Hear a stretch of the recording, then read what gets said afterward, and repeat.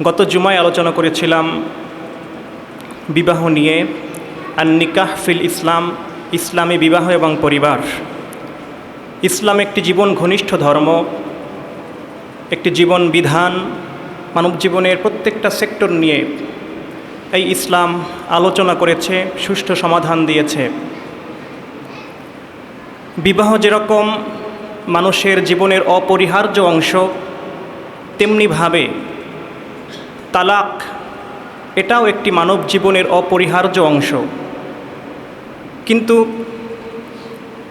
আমাদের ভিতরে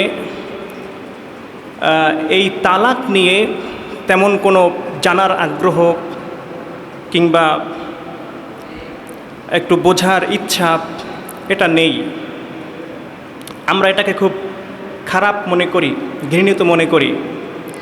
অবশ্যই এটি ঘৃণিত, অবশ্যই এটি খারাপ একটি কাজ, কিন্তু এটার ব্যাপারে এলেম না থাকার কারণে, সঠিক জানাটা বুঝটা না থাকার কারণে আমাদের জীবনের অনেক সময়ে অনেক অনাকাঙ্ক্ষিত ঘটনা ঘটতে পারে। এমনও হতে পারে যে একজন স্ত্রী তালাক হয়ে গিয়েছে, কিন্তু সে জানে না সেই তালাকপ্রাপ্তা স্ত্রীকে নিয়ে সে সংসার করতেছে তার না জানার কারণে। আবার এমন হতে পারে একজনকে তালাক দিয়ে দিয়েছে কিন্তু আসলে তালাক হয় নাই। এই দুইটাই হচ্ছে ক্ষতিকর। তালাক হচ্ছে একটি স্পর্শকাতর বিষয়।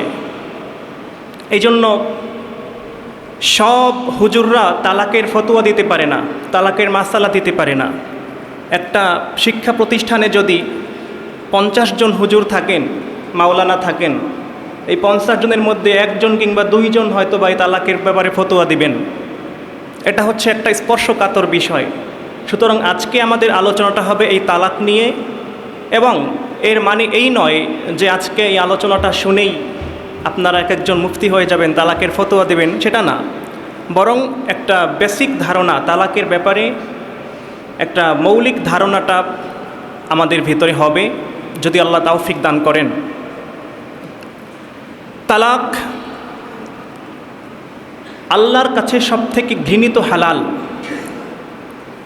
আল্লাহর নবী মুহাম্মদ সাল্লাল্লাহু আলাইহি ওয়াসাল্লাম হযরতে মুআজ ইবনে জাবাল রাদিয়াল্লাহু তাআলা আনহুকে উদ্দেশ্য করে বললেন যে, হে মুআজ, মা খালাকাল্লাহু আলা ওয়াজহিল আরদি আহাব্বা ইলাল্লাহি মিনাল ইতাক। আল্লাহর জমিনে আল্লাহ সুবহানাহু ওয়া তাআলার কাছে সবথেকে প্রিয় জিনিস হলো আল ইতাক।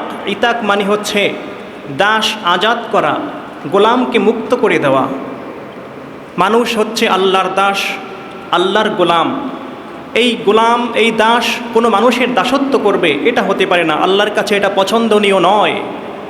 এজন্য আল্লাহর কাছে সবথেকে প্রিয় কাজ হচ্ছে যদি কেউ তার গোলামকে আজাদ করে দেয়, মুক্ত করে দেয়। এই দাসত্ব প্রথাটা আগে ছিল। এজন্য আল্লাহর নবী মুহাম্মদ সাল্লাল্লাহু আলাইহি ওয়াসাল্লাম এই কথাটি বলেছেন। আর ঠিক বিপরীত কথাটি বলেছেন যে, ওয়ামা খালাকাল্লাহু আলা ওয়াজহিল আরদি আবগাদা ইলাল্লাহি মিনাত তালাক। এবং আল্লাহ যে সমস্ত জিনিস সৃষ্টি করেছেন, এই সব থেকে সৃষ্টি জগতের সব থেকে যে নিকৃষ্ট বিষয়, অপছন্দনীয় বিষয়, সেটি হচ্ছে তালাক। তালাক মানে হচ্ছে বিবাহ বিচ্ছেদ হয়ে যাওয়া, বৈবাহিক সম্পর্কটা ছিন্ন হয়ে যাওয়া। আল্লাহ সুবহানাহু ওয়া তাআলা মানুষের ভিতরে বন্ধন চান, মোহাব্বত চান, সম্পর্ক চান। আল্লাহ কখনো বিচ্ছিন্নতা চান না। এজন্যই সূরা নিসার শুরুতে আল্লাহ সুবহানাহু ওয়া তাআলা ইরশাদ করেছেন, ওয়াল্লাযীনা তাসাআলুনা বিহি ওয়াল আরহাম, যে তিনি হচ্ছেন সেই আল্লাহ যার ওসিলায়, যার মাধ্যমে তোমরা আত্মীয়তার সম্পর্ককে বজায় রাখো। যখন কোনো আত্মীয়তার সম্পর্ক ছিন্ন করা হয়, কোনো বন্ধন ছিন্ন করা হয়, হাদিসের ভাষায় আল্লাহর আরশ পর্যন্ত কেঁপে ওঠে। যে ব্যক্তি আত্মীয়তার সম্পর্ককে ছিন্ন করলো, সে আল্লাহর রহমত থেকে বিচ্ছিন্ন হয়ে গেল। বলুন নাউযুবিল্লাহ। এজন্য এই তালাক সম্পর্কে আমাদের একটা বেসিক ধারণা, বেসিক আইডিয়া নিতে হবে, এবং এটা হচ্ছে জীবন ঘনিষ্ঠ বিষয়। আমাদের সমাজে দেখবেন যে এখন অহরহ তালাক বেড়ে গেছে।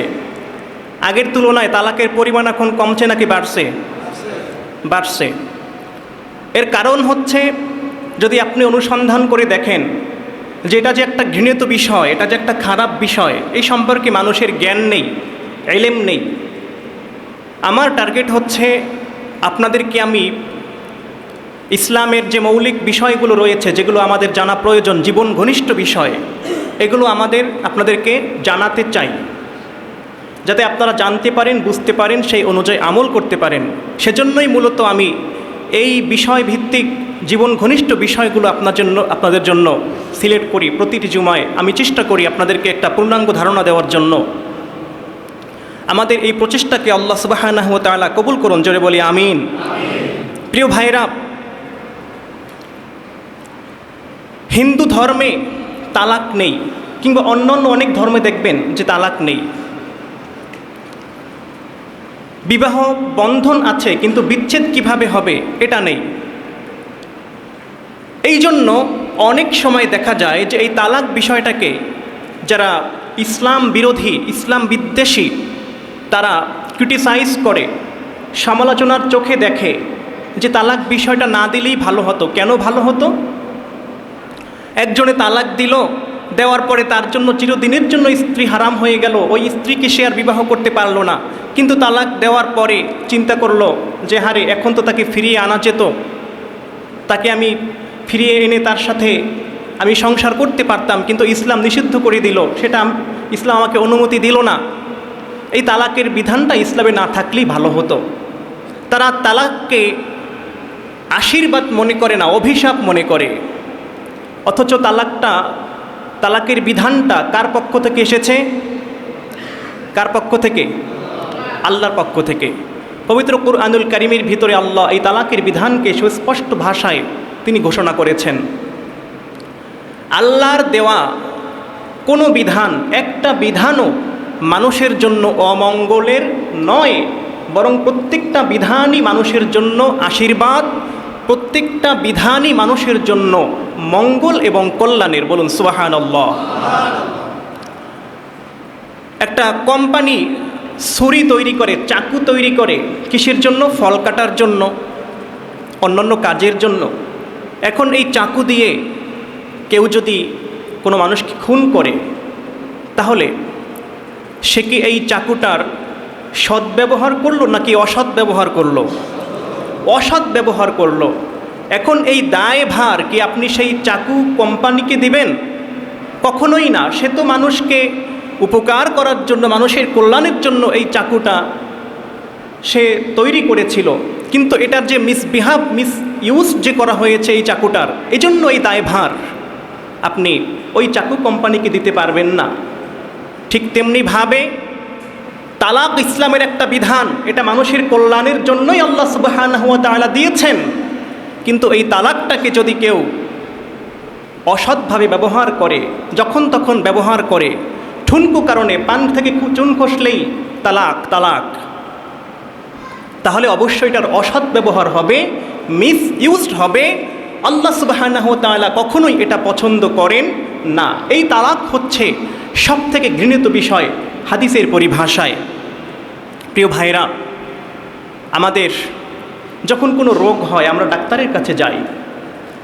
যে কোনো রোগের জন্য ডাক্তারের কাছে গেলে ডাক্তার একটা সলিউশন দেয়, একটা সমাধান দেয়। সেই রোগটাকে সারানোর জন্য আপনার তো অপারেশনও করা লাগতে পারে। প্রথমেই ডাক্তার আপনাকে অপারেশনের কথা বলবে না। যে ব্যক্তি ভালো ডাক্তার, অভিজ্ঞ ডাক্তার, রোগী বান্ধব ডাক্তার, ডাক্তার নামের কসাই না, যারা নিজের পকেটের দিকে তাকায় না, রোগীর চেহারার দিকে তাকায়, তারা শুরুতেই কখনো বলবে না অপারেশন করতে হবে। তারা শুরুতে দেখবে যে অপারেশন ছাড়া এই রোগীটাকে কিভাবে সুস্থ করানো যায়। প্রথমে তাকে কিছু ঔষধ দিবে, ট্যাবলেট ক্যাপসুল দিবে, ইনজেকশন দিবে। একেবারে যখন কিছুতেই কিছু হচ্ছে না, অপারেশন করতেই হবে, তখন ডাক্তার বলে যে এখন আর কিছু করার নেই, নিরুপায়। যদি অপারেশন করা না হয় তাহলে এই রোগীকে আর বাঁচানো সম্ভব হবে না। তখন কেবলমাত্র ডাক্তার সেই অপারেশনের অনুমতি দিয়ে থাকে। ঠিক তালাকটা হচ্ছে ইসলামের একটি ওপেন হার্ট সার্জারির মতো এই বিধান আল্লাহ দিয়েছেন, যে যখন এই দাম্পত্য জীবনকে কোনোভাবেই টিকিয়ে রাখা আর সম্ভব নয়, কোনোভাবেই সম্ভব নয়, ঠিক সেই মুহূর্তে ইসলাম এই তালাকের বিধানটা দিয়েছে, তালাকের অনুমতি দিয়েছে। তালাকের আদেশ ইসলাম দেয় নাই।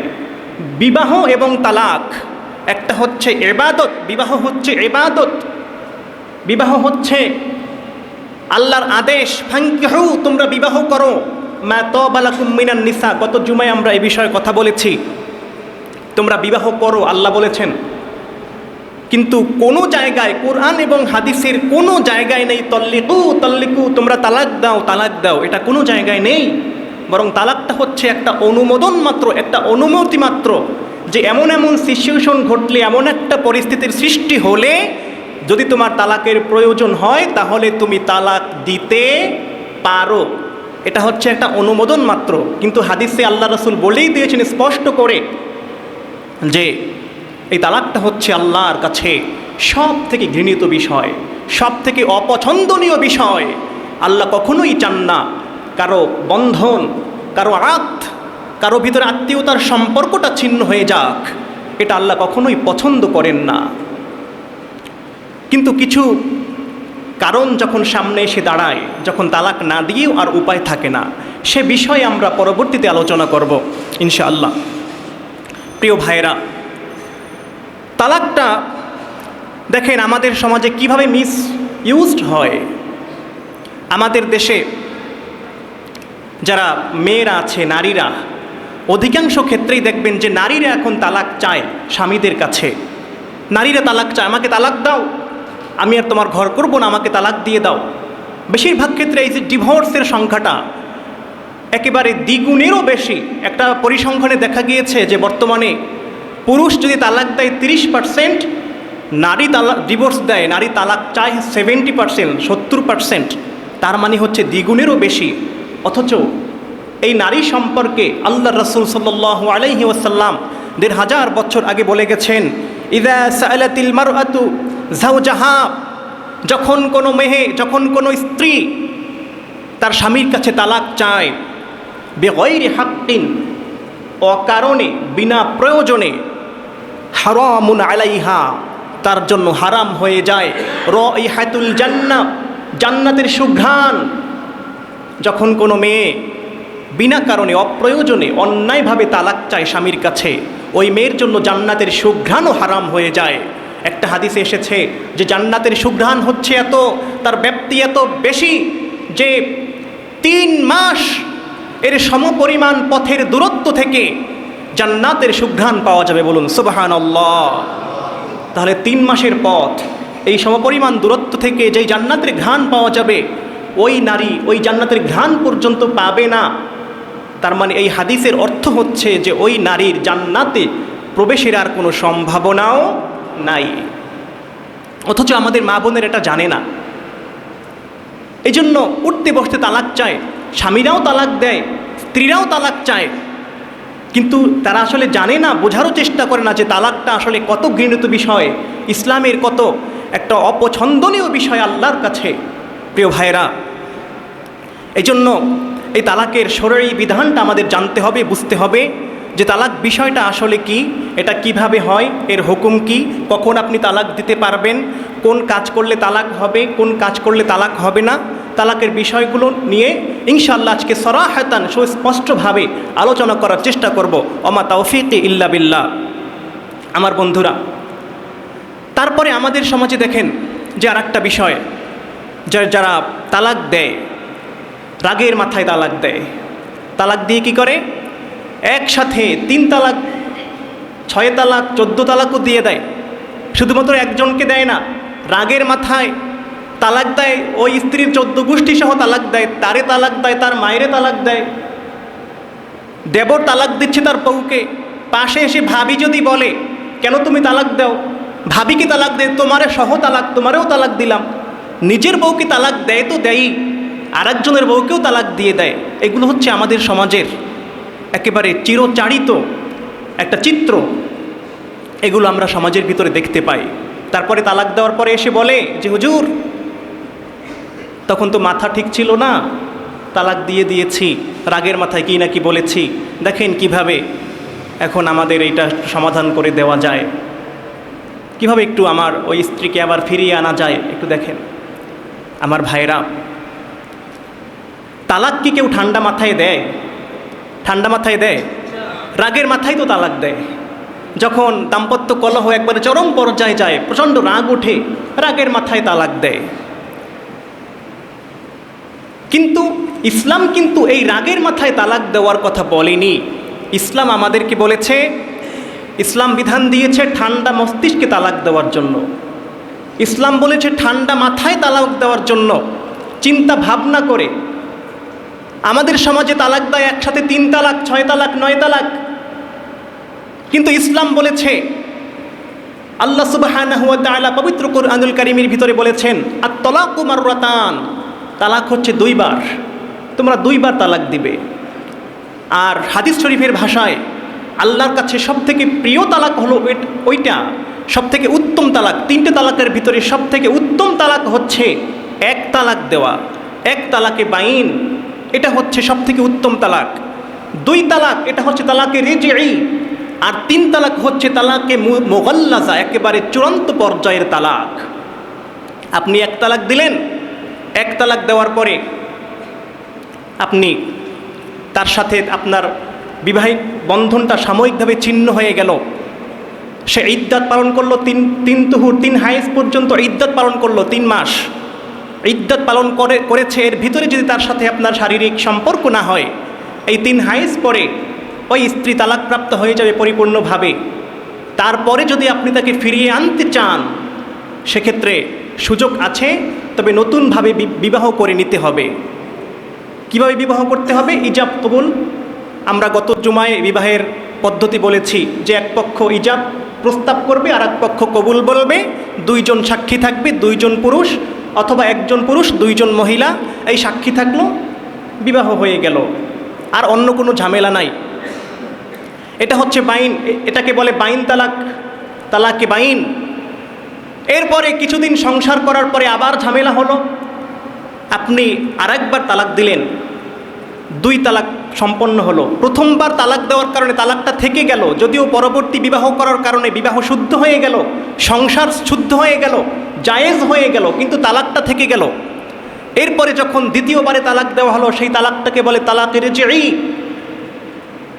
এই তালাকের মাধ্যমেও বিবাহ যদি ইদ্দত শেষ হয়ে যায়, বিবাহ সম্পর্ক ছিন্ন হয়ে যাবে।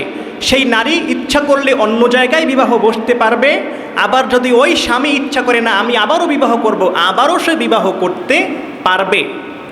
কিন্তু তৃতীয়বারে যদি তালাক দেওয়া হয়, যেটাকে বলে তালাকে মুগাল্লাজা, কঠিন তালাক, চূড়ান্ত তালাক, এই তালাক দেওয়ার পরে যদি সে ইদ্দত পালন শেষ হওয়ার পরে যদি সে চায় যে আবার বিবাহ করে সংসার করবে, সেটা আর সম্ভব হবে না। এজন্য ইসলাম সব সময় বলে 1 তালাকের কথা, 2 তালাকের কথা সর্বোচ্চ, 3 তালাক পর্যন্ত তোমরা যেও না। কিন্তু আমরা কি করি? আমরা একসাথে 3 তালাক দিয়ে রাখি। আল্লাহর হাবিব মুহাম্মদ সাল্লাল্লাহু আলাইহি ওয়াসাল্লামের সময় একবার আল্লাহ রাসূল ভাষণ দিচ্ছিলেন, খুতবা দিচ্ছিলেন। তখন উখবিরা রাসূলুল্লাহি সাল্লাল্লাহু আলাইহি ওয়াসাল্লাম রাজুলিন তাল্লাকা ইমরাআতাহু 3 তাতলিকান জামিআ। আল্লাহ রাসূল সাল্লাল্লাহু আলাইহি ওয়াসাল্লামকে এক ব্যক্তি সম্পর্কে সংবাদ দেওয়া হলো, যে ব্যক্তি তালাক দিয়েছে তার স্ত্রীকে, জামিআ 3 তালাক একসাথে দিয়েছে। এই সংবাদ শোনা মাত্র আল্লাহর রাসূল সাল্লাল্লাহু আলাইহি ওয়াসাল্লাম বসা ছিলেন, তিনি তার বসা থেকে দাঁড়িয়ে গেলেন। ফাকামা গদবান, তিনি অত্যন্ত রাগান্বিত ভাবে দাঁড়িয়ে গেলেন, রাগে তার চেহারা অগ্নিশর্মা লোহিত বর্ণ হয়ে গেল। সুম্মা ক্বালা, অতঃপর রাসূল সাল্লাল্লাহু আলাইহি ওয়াসাল্লাম বললেন, আয়ুলআবু বিকিতাবিল্লাহি তাআলা, তোমরা কি আল্লাহর কিতাব নিয়ে মশকরা শুরু করেছ, তা হাসি তামসা শুরু করেছ আল্লাহর বিধান নিয়ে, যেখানে আল্লাহ বলেছেন আত-তালাকু মাররাতান, তালাক দিবা 2 বার, আমি বলেছি তালাক দিবা 1 বার, কিন্তু সে একবারে তালাক দিয়ে দিল 3 তালাক। তোমরা কি মশকরা শুরু করেছ? ওয়া আনা বাইনা আযহারিকুম, আর এখনও আমি তোমাদের মাঝে উপস্থিত রয়েছি, আমি নবীর উফাত এখনো হয় নাই, আমি তোমাদের মাঝে উপস্থিত, এর ভিতরেই তোমরা এমন তামাশা শুরু করে দিলা। আল্লাহ রাসূল এত বেশি রাগ হয়ে গেলেন, তার এই রাগত্ব কণ্ঠ দেখে এক সাহাবী মনে করলেন যে ব্যক্তি তালাক দিয়েছে তার ঈমানই চলে গেছে, সে কাফের হয়ে গেছে। সে তার খোলা তরবারি হাতে নিয়ে দাঁড়িয়ে গেল। হাত্তা কামা রাজুলুন, দাঁড়িয়ে গেল। ফাকালা, বলল, ইয়া রাসূলুল্লাহ, হে আল্লাহর রাসূল, আলা, আমাকে অনুমতি দিন, আকতুলহু, তাকে আমি হত্যা করে ফেলি, কতল করে ফেলি। এমন পর্যায়ে রাগান্বিত হয়ে গেলেন রাসূল সাল্লাল্লাহু আলাইহি ওয়াসাল্লাম 3 তালাক একত্রে দেওয়ার কারণে। তাহলে দেখেন যে আমরা, ইসলাম আমাদেরকে কি বলল আর আমরা কি করি।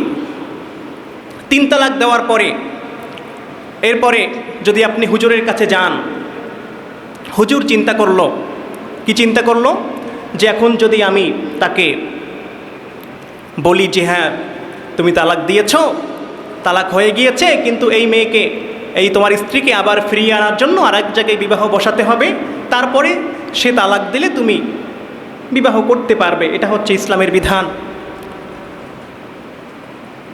হুজুর বলল, আপনি চিন্তা করলেন যে ঠিক আছে, যদি আমার স্ত্রীকে ফিরিয়ে আনতে হবে এভাবেই আনার নিয়ম, তাহলে আপনার এলাকায় একজন কানা ব্যক্তি আছে, লুলা ব্যক্তি আছে, একজন বোবা, যে প্যারালাইজড, হাত পাও নাড়াচাড়া করতে পারে না, এমন একজন ব্যক্তিকে সিলেক্ট করলেন যে হুজুর তার সাথে বিবাহ দিয়ে দেন, একটা রাতের তো ব্যাপার, থাকুক, তারপরে সে তালাক দিলে আমিও বিবাহ করে নিব। ইসলাম এই বিয়ের অনুমতি দেয় না। ইসলাম এই বিয়ের অনুমতি দেয় না। কন্ট্রাক্ট ম্যারেজ ইসলামে জায়েজ নেই। এটাকে বলে মুতা নিকাহ, মুতা বিবাহ, এটা ইসলামে জায়েজ নেই। আপনি কিছুদিনের জন্য একজনকে বিবাহ করলেন, সেটা জায়েজ হবে না। আপনি চিন্তা করলেন যে আমার একজন পরিচিত বন্ধু আছে, তার কাছে আমার স্ত্রীকে বিবাহ দিয়ে দিলাম সাময়িকভাবে, বিবাহ করার পরে একটা রাতের ব্যাপার, সে থাকলো, আবার তাকে বিবাহ করে নিলাম আমি, জায়েজ হবে না। ইসলাম এই অনুমতি আপনাকে দেয় নাই। বরং 3 তালাক মানে হচ্ছে বিবাহ সম্পূর্ণরূপে শেষ। 3 তালাক পর্যন্ত ইসলাম যেতেই নিষেধ করেছে। 3 তালাক মানে হচ্ছে চূড়ান্ত পর্যায় তালাকের, এই পর্যন্ত বিবাহ বন্ধন শেষ। তারপর সে অন্য জায়গায় বিবাহ বসবে, বিবাহ বসার পরে দাম্পত্য জীবনে চলাকালীন কোনো এক সময় যে যদি আবার ওই সংসারে এমন সিচুয়েশন তৈরি হয় যে ওই দ্বিতীয় স্বামী তার স্ত্রীকে তালাক দিয়ে দিয়েছে, কোনো কন্ট্রাক্ট না, এমনিভাবে স্বাভাবিক প্রক্রিয়ায়, তারপরে যদি ওই মেয়ে, ওই মহিলা ইদ্যত পালন শেষে তাকে যদি আপনি চান, তাকে আপনি বিবাহ করতে পারেন, সেটা ভিন্ন সাবজেক্ট।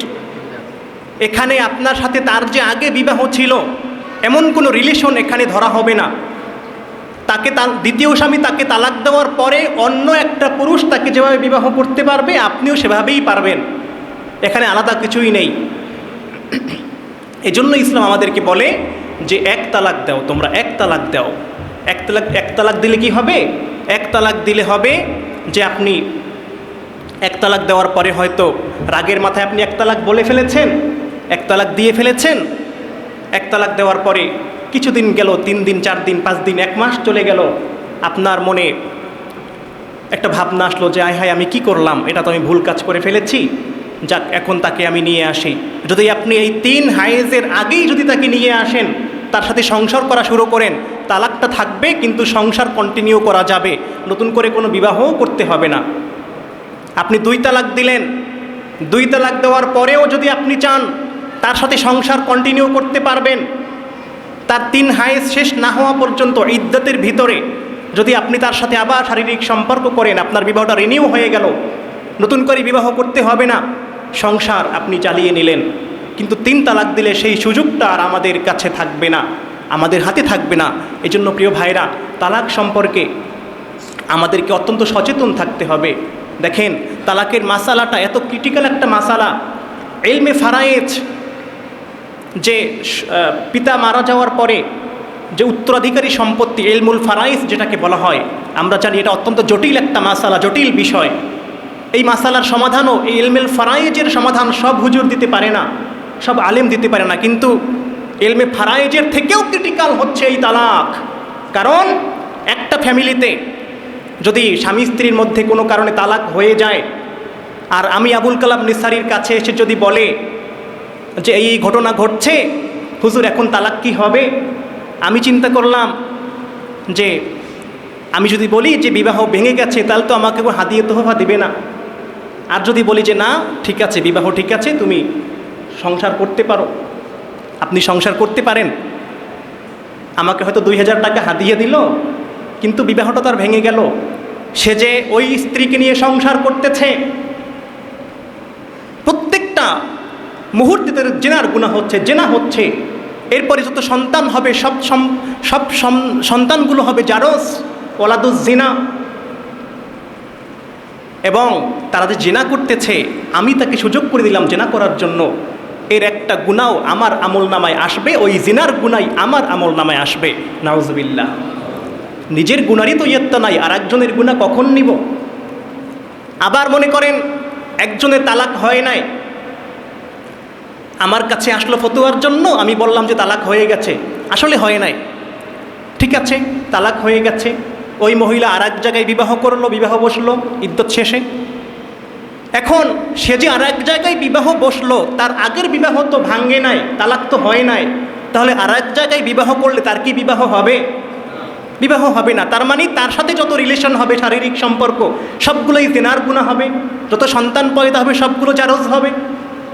তাহলে সামনে গেলেও বিপদ, পিছনে গেলেও বিপদ, উভয় দিকেই বিপদ, উভয় সংকট। এই জন্য তালাক হচ্ছে অত্যন্ত ক্রিটিক্যাল বিষয়। এই তালাক সম্পর্কে এখন চায়ের দোকানে বসে আলাপ হয়, চার দোকানে বসে তালাকের ফতোয়া দেয়, রাস্তাঘাটে হাঁটতেছে তালাকের ফতোয়া দিয়ে দিচ্ছে। একজনের কাছে যাচ্ছে, কিছু জানে না, শোনে না, বোঝে না, জীবনে 2 লাইন পড়ে না, সে তালাকের ফতোয়া দিয়ে দিচ্ছে। বর্তমানে কাজী সাহেব যারা হয়, অনেক কাজী সাহেব দেখা যায় সার্টিফিকেট নিয়ে কাজী হয়, কিন্তু আসলে তার যে কাজী হওয়ার জন্য পড়াশোনা করা দরকার সেগুলো করে নাই, যে কোনো একভাবে হয়ে গেছে, তালাক দিয়ে দিচ্ছে। যত গুনাহ হচ্ছে সব তার আমল নামায় যাচ্ছে। তার মানে এই তালাকটা হচ্ছে এমন ক্রিটিক্যাল বিষয়, এই তালাকটা দেওয়ার ক্ষেত্রে সবসময় সর্বোচ্চ সতর্কতা অবলম্বন করতে হবে। তবে সবথেকে বেশি যেটা প্রয়োজন সেটি হচ্ছে তালাক না দেওয়া যায় কেমনে, সেই বিষয়টা চিন্তা করতে হবে। আপনি এলাকার একজন বিচারক, একজন গণ্যমান্য ব্যক্তি আপনার কাছে এসেছে, মনে করেন সব দেনা পাওনা মিটিয়ে গেছে, যে যত লেনদেন আছে সব কিছু চুকিয়ে গেছে, আপনার কাছে এসেছে যে তালাকটা আমরা তালাক দিতে চাই, আপনি এখন এর একটা সমাধান দিয়ে দেন। এমন ক্রিটিক্যাল মুহূর্তেও আপনার চেষ্টা করতে হবে, সর্বোচ্চ চেষ্টা যাতে তালাকটা যাতে না হয়, যে কোনোভাবে কনভিন্স করে, যে কোনোভাবে আপনি ওই তালাকটাকে রোধ করবেন, তালাকটা ফিরাবেন। এটাই হচ্ছে ইসলামের বিধান, ইসলাম এটাই চায়, ইসলামের চাহিদা এটা আমাদের কাছে, যে আমরা বিবাহ করার আগেই জেনে শুনে বিবাহ করতে হবে।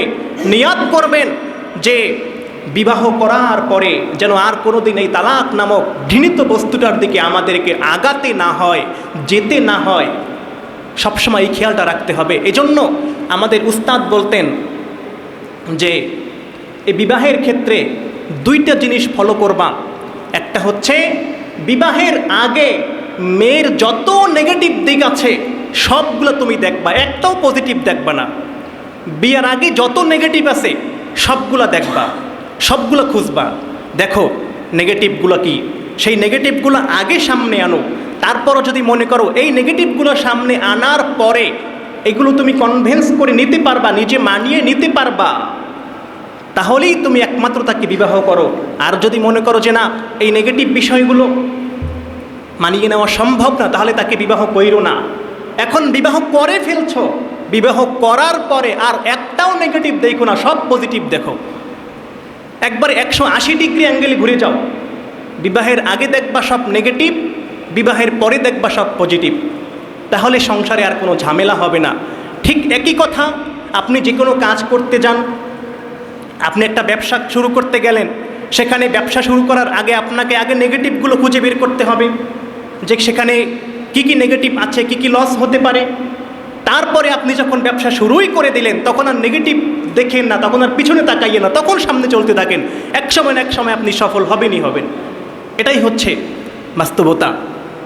প্রিয় ভাইরা, এজন্য বিয়ের পরে আমাদেরকে সবসময় নিয়াত রাখতে হবে, কোনোদিনও যেন এই তালাক নামক ঘৃণিত জিনিসটি আল্লাহ রাব্বুল আলামিন আমাদের দ্বারা না ঘটান।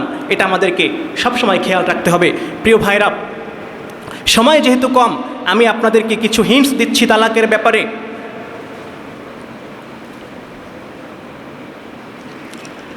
দেখেন, তালাক হতে পারে দুই ভাবে। একটা হচ্ছে সরাহাতান, একটা হচ্ছে কিনায়াতান, প্রকাশ্যভাবে, আর একটা হচ্ছে ইঙ্গিতে, আকারে ইঙ্গিতে। আপনি যদি সরাহাতান প্রকাশ্যভাবে বলেন যে আমি তোমাকে তালাক দিলাম, এতে তালাক পতিত হয়ে যাবে, স্পষ্ট তালাক। এক তালাক হবে, একবার বলার দ্বারা এক তালাক হবে, যদি কোনো সংখ্যা উল্লেখ না করেন। কিন্তু আপনি মুখে বললেন তালাক দিলাম, অন্তরে আপনার নিয়াত আছে 3 তালাক, অন্তরে নিয়াত, তাহলে 3 তালাকই পতিত হবে। কিন্তু আপনি একবার বলার দ্বারা এক তালাক হবে। এবং আরেকটা হচ্ছে কিনায়া, সেটা হচ্ছে অপ্রকাশ্যভাবে আপনি যদি সরাসরি তালাক শব্দটা ব্যবহার না করে, যদি আপনি মাজাজি অর্থে রূপকভাবে বলেন যে আমি তোমাকে ছেড়ে দিলাম, বা তোমার সাথে আমার সম্পর্ক ছিন্ন করে দিলাম, বা তুমি চাইলে অন্য কাউকে বিবাহ করতে পারো, এই ধরনের শব্দগুলো, এগুলো হচ্ছে রূপক অর্থে তালাক। এর দ্বারাও তালাক পতিত হয়ে যাবে। এখন এই তালাকটা দেওয়ার জন্য 2টি পন্থা আছে। একটা হচ্ছে সুন্নি পন্থা, আর একটা হচ্ছে বিদঈ পন্থা। সুন্নি পন্থায় তালাক হচ্ছে, আমরা যে এতক্ষণ যে বলেছি এগুলো হচ্ছে সুন্নি পন্থা। যেমন আপনি 1 তালাক দিবেন, 2 তালাক দিবেন, 3 তালাক পর্যন্ত যাবেন না, এগুলো হচ্ছে সুন্নি পন্থা তালাক। আর বিদঈ পন্থার যে তালাক, সেটি হচ্ছে 3টি অবস্থায়। প্রথম, হায়েজ অবস্থায় তালাক দেওয়া, এটি হচ্ছে বিদঈ। এই বিদঈ পন্থায় তালাক দিলে এটা তালাক পতিত হয়ে যাবে, কিন্তু যে ব্যক্তি তালাক দিবে তার উপরে কবিরা গুনাহ হবে, হারাম কাজ করার গুনাহ হবে। এই বিদঈ পন্থায় তালাক দেওয়া, এটি হচ্ছে হারাম, কবিরা গুনাহ। হায়েজ অবস্থায় তালাক দেওয়া যাবে না, এটা হারাম। তালাক দিলে তালাক পতিত হয়ে যাবে, কিন্তু তালাক দেওয়াটা নিষেধ। এই সময়ে দিলে হারাম হবে, কবিরা গুনাহ হবে। দ্বিতীয় নম্বরে হচ্ছে আপনি হায়েজ অবস্থায় দিলেন না, তার মানে তুহুর, তারপর পবিত্রতা অবস্থায় তাকে তালাক দিলেন, কিন্তু যেই তুহুরের ভিতরে তার সাথে আপনি শারীরিক সম্পর্ক করেছেন একবার হলেও, সেই তুহুরের ভিতরেও তাকে তালাক দিতে পারবেন না। তালাক দিলে সেটা বিদঈ পন্থা হবে, কবিরা গুনাহ হবে। তালাক হয়ে যাবে কিন্তু কবিরা গুনাহ হবে। এবং তৃতীয় নম্বরে হচ্ছে একসাথে 3 তালাক দেওয়া, এটা হচ্ছে হারাম। একসাথে 3 তালাক দেওয়া কি? জোরে বলেন, হারাম। একসাথে 3 তালাক দেওয়া হারাম। এই 3টা হচ্ছে, মনে রাখবেন, এই 3 অবস্থায় তালাক দেওয়া যাবে না। এক হচ্ছে হায়েজ অবস্থায়, 2 হচ্ছে এমন তুহুর যেই তুহুরে আপনি তার সাথে শারীরিক সম্পর্ক করলেন, আর 3 নম্বরে হচ্ছে একসাথে 3 তালাক। এবার একটু ক্রিটিক্যাল পয়েন্টটা দেখেন যে ইসলাম এর দ্বারা কি বুঝাতে চায়। মনে করেন আপনার স্ত্রীর সাথে আপনার ঝগড়া হলো, আপনার মেজাজ 100-360 ডিগ্রি হয়ে গেল, আপনি তালাক দেওয়ার পর্যায়ে চলে গেলেন, কিন্তু স্ত্রীর তখন আপনার হাইজ চলছে, মিন্স চলছে। তখন আপনি চিন্তা করলেন যে না, এই সময় তো তালাক দেওয়া হারাম, এই সময় দেওয়া যাবে না, তাহলে তুহুরটা আসুক তখনই তালাক দিয়ে দেব। আমার ভাইরা, এখন আপনার মাথায় যে রাগ, আর 3 দিন পরে, 5 দিন পরে, 7 দিন পরে সেই রাগ কি থাকবে? তখন আপনি চিন্তা করবেন যে আয় হায়, আমি কেন তালাক দিতে চাইছিলাম, দিনায় ভালোই হয়েছে। এটা একটা ইসলামের একটা পয়েন্ট। দেখেন ইসলাম কি বুঝাতে চায়। হায়েজ অবস্থায় তালাক নিষেধ করেছে, তার মানে ইসলাম আপনার সাময়িক রাগটাকে কন্ট্রোল করে আপনাকে একটা পূর্ণাঙ্গ সুস্থ মস্তিষ্কর পর্যায়ে আপনাকে নিয়ে যেতে চায়। যদি আপনি তুহুরে তালাক দিয়ে দেন, তাহলে অবশ্যই ঠান্ডা মাথায় আপনি দিবেন, এবং আপনি সেটা কোন পর্যায়ে যেয়ে দিবেন, যখন আপনি পুরোপুরি ডিসিশন নিয়ে নেবেন যে না, একে নিয়ে সংসার করা সম্ভব নয়, তালাক দিয়েই দেব, তখন কিন্তু আপনি সেই তালাকটা দিবেন তুহুর অবস্থায়, এবং সেটা ঠান্ডা মাথায়, রাগের মাথায় না। এরপরে দেখেন 2 নম্বরে এমন তুহুর অবস্থায়, যেই তুহুরে আপনি তার সাথে শারীরিক সম্পর্ক করেছেন, সেই তুহুরে তালাক দিলে সেটা হারাম হয়ে যাবে, হারাম তালাক হবে। এখন আপনি ইসলাম দেখেন কিভাবে আপনাদেরকে কনভিন্স করেছে। ইদ্দত পালন করতে হবে স্বামীর বাড়িতে, তালাক দেওয়ার পরে ইদ্দত পালন করতে হবে স্বামীর বাড়িতে, মানে ওই 3 মাস পরবর্তী 3 মাস স্বামীর বাড়িতে থাকতে হবে, ভরণ পোষণ স্বামী করবে। এটা হচ্ছে ইসলামের দায়িত্ব, ইসলামের বিধান, স্বামীর দায়িত্ব এটা। এখন এই 3 মাস স্বামীর কাছে থাকা অবস্থায় 1 তালাক স্বামী দিল, 1 তুহুরি 1 তালাক সে দিল, দেওয়ার পরে 3 মাস সে স্বামীর ঘরে থাকলো, 15 দিন গেল, 1 মাস গেল, 1.5 মাস গেল, 2 মাস গেল, হঠাৎ করে কোনো এক সময় তার মনে হলো যে না, থাকতে পারছি না, বা যে কোনোভাবে তার ইচ্ছা করছে শারীরিক সম্পর্ক করার জন্য। সেই স্ত্রীর কাছে গেল, হয়তো একটু আঁচল ধরে টান দিল, একটা মুচকি হাসি দিল, রাগ দুজনের পানি হয়ে গেল, এগোটা নরম হয়ে গেল, 2 জন রাজি হয়ে গেল, আবার বিবাহটা রিনিউ হয়ে গেল, অটোমেটিকভাবে বিবাহটা রিনিউ হয়ে গেল, নতুনভাবে আবার সংসার শুরু করলো। এখানে কোনো কিছুই প্রয়োজন নাই। সুবহানাল্লাহ, কিভাবে ইসলাম আমাদেরকে কনভিন্স করার চেষ্টা করেছে দেখেন। ঠিক তেমনিভাবে 2 তালাক আপনি দিলেন, 2 তালাক দেওয়ার পরও ইদ্দত পালন করবে, স্বামীর বাড়িতে থাকবে। কোনো এক সময় আপনার মনে হলো যে না, একটু শারীরিক সম্পর্ক আপনি করলেন, বিবাহটা কিন্তু এখানে আবার কন্টিনিউ হলো। কিন্তু 3 তালাক একত্রে দেওয়ার পরে তালাক একবারে তৎক্ষণাৎ পতিত হয়ে যায়। 3 তালাক একত্রে দেওয়ার পরে তালাকটা তৎক্ষণাৎ পতিত হয়ে যায়, যেটার পরবর্তীতে আর শারীরিক সম্পর্ক করার মতো কোনো সুযোগ থাকে না। এই জন্য একত্রে 3 তালাককে ইসলাম হারাম করে দিয়েছে, কবিরা গুনাহ করেছে, বলেছে যে একত্রে 3 তালাক দেওয়া হচ্ছে কবিরা গুনাহ। প্রিয় ভাইরা, ইসলাম কতভাবে আমাদেরকে এই বিবাহ বন্ধনটাকে টিকিয়ে রাখার জন্য চেষ্টা করেছে। এখন তালাক আপনি দিলেন, তালাক দেওয়ার পরে আপনি যদি মনে করেন 3 তালাক আপনি দিলেন, দেওয়ার পরে বিবাহ বন্ধন একেবারে হয়ে গেল, আপনি রাগের মাথায় তালাক দিয়ে দিলেন। এরপরে আপনি আসলেন হুজুরের কাছে, এসে বললেন যে হুজুর আমি তালাক দিলাম, 3 তালাকে মোগল্লাজাত হয়ে গেছে, এখন আমার বউকে কিভাবে আনা যায়। হুজুর বললেন যে আরেকজনের কাছে বিবাহ বসতে হবে, সে ছাড়লে তারপরে আপনি তাকে বিবাহ করতে পারবেন। এটা নিয়ে যদি আপনি এখন এই 3 তালাক পর্যন্ত যান, আপনি কিন্তু অমুসলিমদেরকে একটা ঠাট্টা করার সুযোগ দিয়ে দিলেন। কীভাবে? তখন অমুসলিমরা, ইসলাম বিদ্বেষীরা তখন বলার সুযোগ পায় যে ইসলাম তোমাদের ধর্ম এমন একটা ধর্ম যেই ধর্মে নিজের বউকে বিবাহ করার জন্য আরেক জায়গায় বিয়ে দেওয়া লাগবে, তার সাথে রাত্রি যাপন করা লাগবে। এটা কেমন ধর্ম? একটা হাস্যকর বিষয়। অথচ ইসলাম কি এটা বলেছে? ইসলাম তো এটা বলে নাই। ইসলাম বলেছে 3 তালাক দেওয়ার পরে বিবাহ বন্ধন একেবারে শেষ, চূড়ান্ত, তাকে ফিরিয়ে নেওয়া তোমার পক্ষে সম্ভব নয়।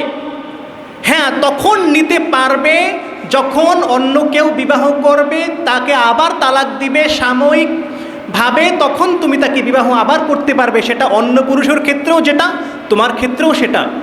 এর মানে তো এটা নয় যে 3 তালাক দেওয়ার পরে এটাই নিয়ম, এরপরে বিবাহ করতে হবে, সেটা নয়। বরং ইসলাম আমাদেরকে বুঝাতে চায় তোমরা তালাক দাও 1 বার, তালাক দাও 2 বার, 3 তালাক পর্যন্ত যাইও না।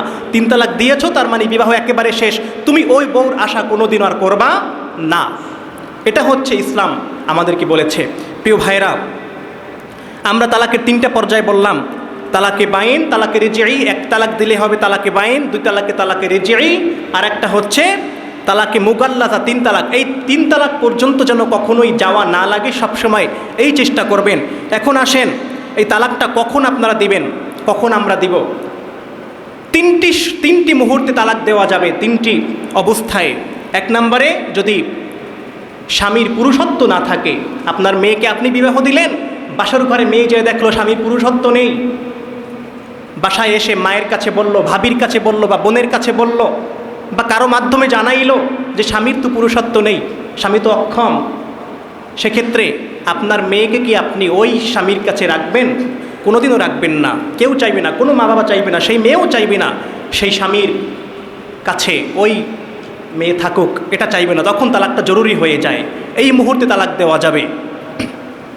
2 নম্বরে হচ্ছে চারিত্রিক সমস্যার কারণে আপনি দেখলেন মোটামুটি উপরের দিকে দেখলেন যে নামাজি একটা ছেলের কাছে আপনার মেয়ে বিয়ে দিলেন, 5 ওয়াক্ত নামাজ পড়ে এবং উপরে উপরে খুব ভালো সাধু, কিন্তু তার ভিতরে যে মাকাল ফলের মতো এত দুর্গন্ধ আপনি টের পান নাই। বাসর ঘরে স্ত্রী যাইয়ে দেখে যে বাসর ঘরে স্বামী চ্যাটিং করতেছে আর এক মেয়ের সাথে, তার বান্ধবীর সাথে, মদ খেয়ে বুধ হয়ে পড়ে আসছে,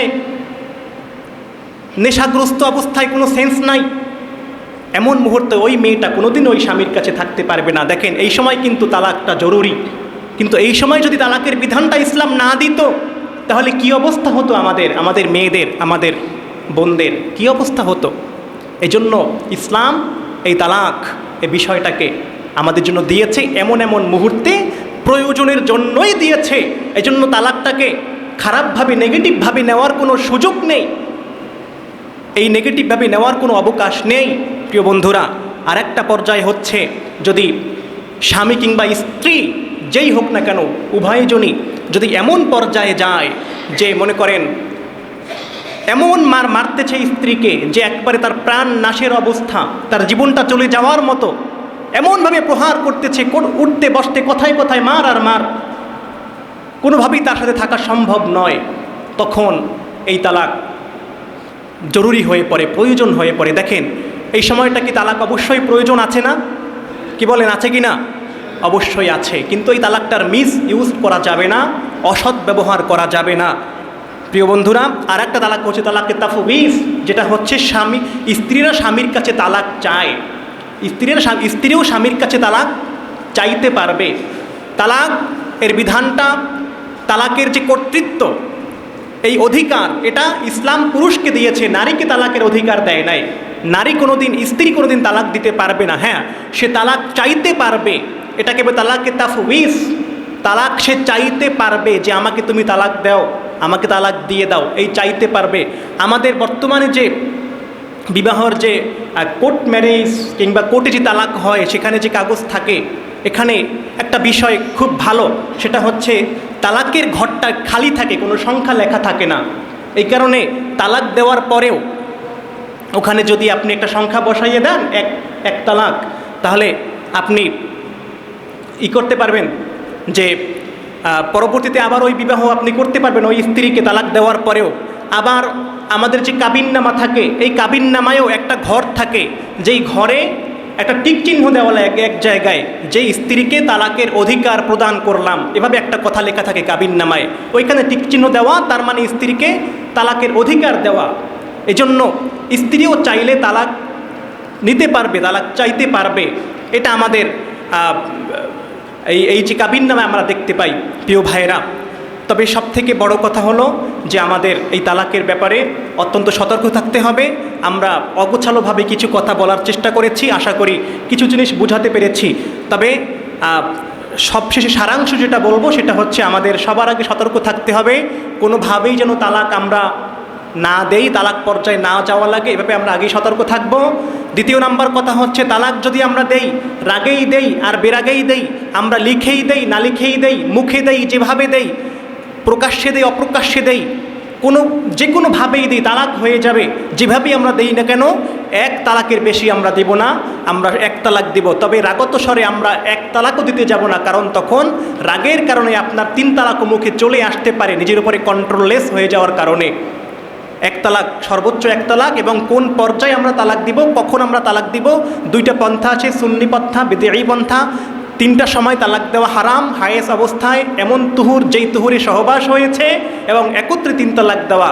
এবং এই যে 3টা সমস্যার কারণে তালাক দেওয়া যায়, পুরুষত্বহীনতা, চারিত্রিক সমস্যা এবং প্রাণ নাশের আশঙ্কা, জীবন নাশের আশঙ্কা, এমন অবস্থায় তালাক দেওয়া যায়। এই ইসলামের এই বিধানটাকে আল্লাহ রাব্বুল আলামিন আমাদেরকে বোঝার তৌফিক দিন, জোরে বলি আমিন। আজকের এই আলোচনার পরে আমরা যে একজন মুফতি হয়ে গেলাম, ব্যাপারটা সেরকম নয়, বরং আমরা তালাকের ব্যাপারে একটা স্পষ্ট ধারণা পেলাম। আল্লাহ রাব্বুল আলামিন যতটুকু আলোচনা করেছি আমাদেরকে আমল করার তৌফিক দান করুক, জোরে বলি আমিন।